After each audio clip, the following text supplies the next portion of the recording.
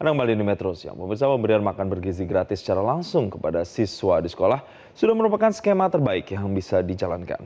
Meski sebelumnya sempat muncul usulan pemberian uang tunai kepada orang tua mencuat di tengah maraknya keracunan yang terjadi pada siswa penerima MBG di sekolah. Lantas seperti apa tanggapan masyarakat? Selengkapnya dalam segmen Santap Siang. Pemirsa Metro TV, program makanan bergizi gratis ini telah diterapkan di Indonesia sejak awal Januari 2025. Namun, dalam pelaksanaannya ini terdapat kendala kejadian luar biasa yakni keracunan yang menimpa sejumlah siswa-siswi di sekolah di wilayah Indonesia. Sehingga muncul usulan untuk memberikan bantuan tunai kepada orang tua siswa. Namun, pihak BGN ini menanggapi bahwa program makanan bergizi gratis akan berjalan seperti semula karena tujuannya adalah intervensi gizi, bukan bantuan sosial begitu saja. Sehingga ini juga dikhawatirkan ketika diberikan bantuan uang tunai ini akan berbenturan dengan bantuan yang lain sehingga dikhawatirkan ada penyalahgunaan. Nah, kita akan membahasnya dengan sejumlah masyarakat dan salah satu orang tua di Jawa Tengah, bagaimana tanggapan mereka terkait dengan bantuan tunai yang menggantikan program makan bergizi gratis di Resto dan Cafe Kanari by Arolina.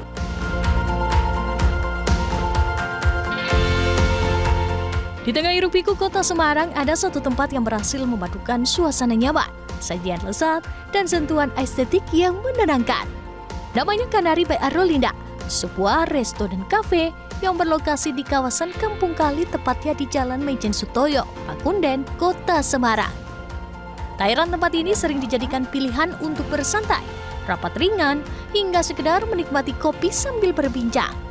Di sini Kanari by Arolina menyajikan berbagai pilihan menu yang memadukan cita rasa Indonesia dan Jepang, mulai dari Kanari Bento, Sunshine Roll, hingga tempura. Semuanya disajikan dengan tampilan menarik dan cita rasa yang khas.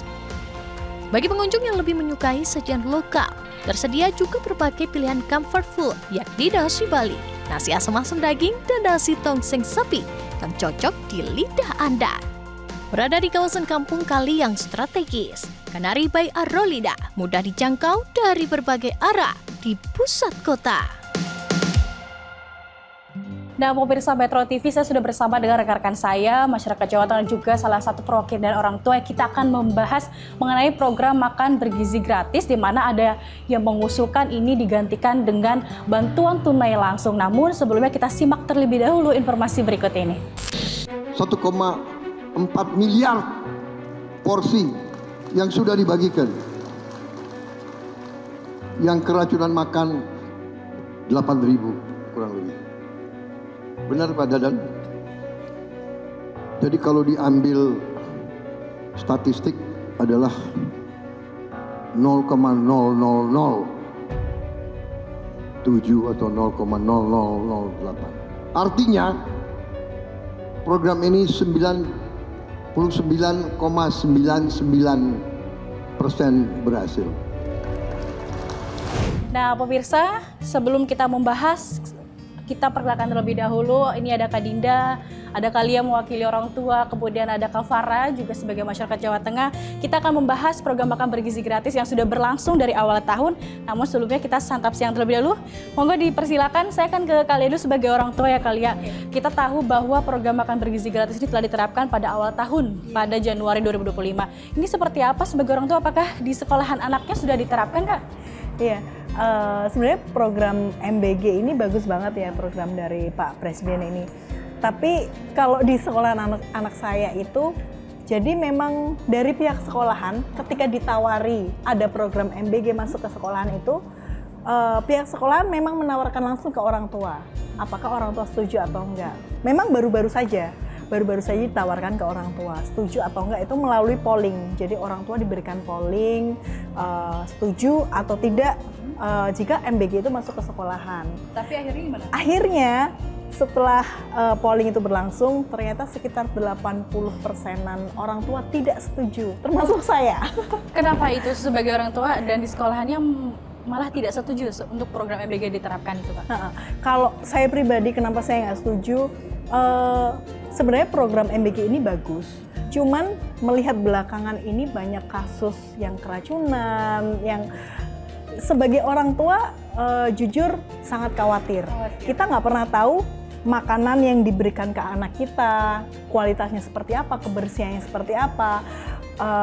Jadi rasa khawatir itu yang membuat saya lebih baik saya menolak. Lebih baik saya bayar untuk memberikan catering sekolah daripada gratis nih, tapi saya was-was. Oke, berarti kalau untuk di sekolah anaknya kakak sebagai orang tua ini banyak menolak dan karena khawatir. Tapi kalau memang ini diganti dengan bantuan tunai, uang tunai, itu seperti apa tanggapan orang tua kalau dari kalian sendiri? Ketika itu diganti ke uang tunai dan itu diberikan ke anak-anak di sekolah di perkotaan yang mungkin sekolahnya high class atau middle up gitu ya, itu kok kurang sampai ya sasarannya. Jadi kalau itu diganti dengan uang tunai tapi diberikan di pedalaman misalnya, yang membutuhkan di pedesaan yang mungkin untuk makan aja susah, itu cocok banget. Oke, kalau dari orang tua kalian sendiri sebenarnya setuju sekali ada MBG, tapi memang untuk yang membutuhkan seperti itu sasarannya ya? harus tepat. Harus tepat. Nah, kita bergeser dulu. Kalau dari Kak Farah sendiri pendapatnya seperti apa, tanggapannya seperti apa terkait dengan bantuannya itu diganti tunai? Kalau menurut saya ini menarik ya, karena kalau diganti dengan uang tunai itu kita melihat ada sisi positif dan negatifnya. Kalau dari sisi positifnya, kalau misal diberikan dalam bentuk uang tunai, orang tua akan lebih fleksibel menyesuaikan dengan kebutuhan gizi anak masing-masing. Cuman kalau kita melihat dari sisi negatifnya juga ini ada, karena memang kalau kita memberikan uangnya secara tunai, mungkin tidak bisa diberlakukan secara optimal. Dikhawatirkan takutnya tidak maksimal, malah tidak memenuhi gizi dari anak tersebut ya. Betul. Kita akan bergeser ke Kak Dinda. Kak Dinda, mungkin terkait dengan bantuan tunai dan juga setuju nggak sih MBG ini menjadi fasok ekonomi di setiap wilayahnya masing-masing? Kita ketahui bahwa disarankan kalau kita beli bahan untuk MBG ini dari warga, dari wilayah itu sendiri, itu seperti apa? Potensi lokal gitu ya. Sebenarnya kalau dibilang MBG itu mendongkrak ini ya, mendongkrak ekonomi itu sebenarnya benar Kak. Cuma di sisi lain kalau misalnya kita dengar overheard dari orang-orang yang di pasar itu ya, semenjak ada MBG kenapa harga pangan jadi makin mahal ya kan Kak? Harga kebutuhan pokok itu jadi makin mahal karena kan bayangin aja satu SPPG itu 3.000 melayani 3.000 siswa tiap hari. Itu kan jadi otomatis butuh ayamnya berapa, butuh ikannya berapa. Jadi kan kebutuhan tuh nggak sesuai dengan apa ya yang ada pasokan di pasar itu ya Kak ya. Tapi Kak Dinda ini terkait dengan akhir hari ini kan dengar kasus kejadian luar biasa terkait keracunan MBG dan juga ada skema sertifikat halal untuk makanan tersebut. Ini apa sih yang perlu diubah dalam prosedur dalam MBG menurut Kak Dinda yang saat ini sudah diterapkan dan harus seperti apa sih ke depannya gitu? Jadi gini Kak, aku kalau boleh cerita nih, aku kan tinggalnya lumayan dekat nih sama SPPG. Jadi kadang kalau misalnya aku pulang malam, kayak sekitar jam 11 malam atau jam 12 malam, itu mereka udah mulai masak gitu loh Kak.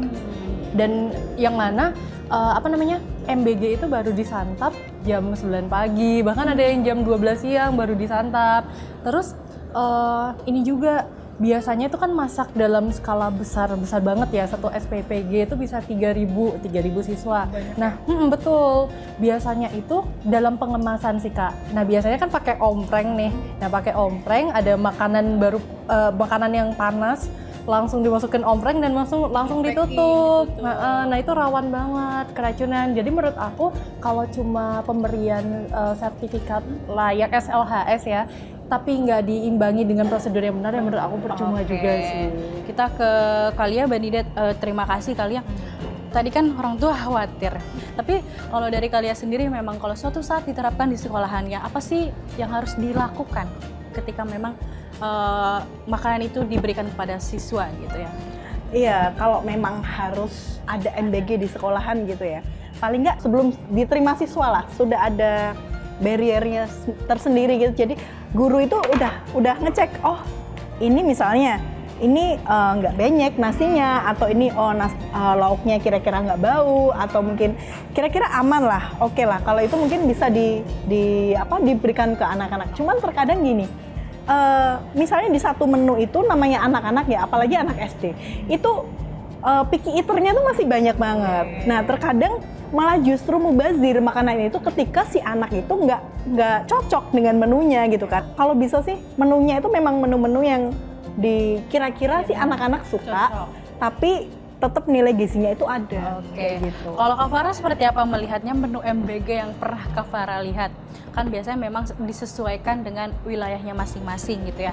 Disesuaikan dengan di daerah tersebut emang khasnya seperti apa gitu ya. Program MBG itu harus ada pengawasan dari pihak sekolah. Setelah dari SPPG itu, dari sekolah juga harus menentukan. Di mana itu juga ada evaluasi terkait dengan makanan khas daerah yang mungkin menjadi salah satu khas di daerah tersebut. Itu pasti akan menyesuaikan dengan gizi anak ataupun kesukaan anak itu sendiri. Oke, ini terakhir buat Kak Farah, Kalia dan juga Kak Dinda, kita terkait dengan menu makanan bergizi gratis ini diterapkan di seluruh wilayah Indonesia. Kalau dari Kalia mungkin terkait bantuannya seperti apa? Apakah mau bantuan atau tetap makanan? Cuman kalau mungkin di perkotaan ketika banyak orang tua yang menolak itu mungkin bantuan tunai lebih diterima. Orang tua membuat menu tersendiri khusus untuk sekolahnya seperti kalau dari kalian. Kalau dari Kak Dinda seperti apa? Ini sebagai katanya pemasok ekonomi. Itu seperti apa kalau untuk di MBG? Apakah benar kalau dari Kak Dinda seperti apa? Kalau dari aku sebagai warga ya Kak, pengennya sih gini, SPPG tetap ada, cuma SPPG sebaiknya di daerah 3T sih. Karena kan saya ingat aku, waktu awal kampanye Prabowo Gibran kan MBG itu pengennya adanya di daerah 3T yang tertinggal ya, terpencil juga.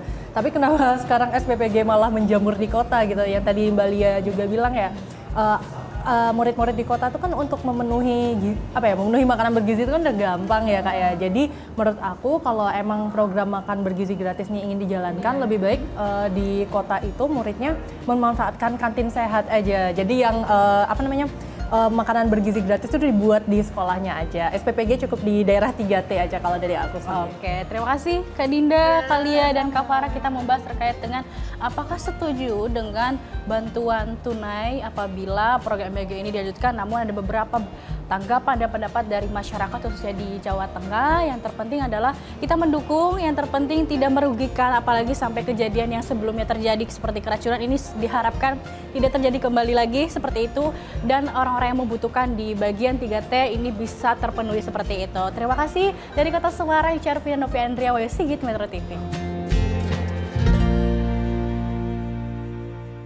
Jelajahi cara baru mendapatkan informasi. Download Metro TV Extend sekarang.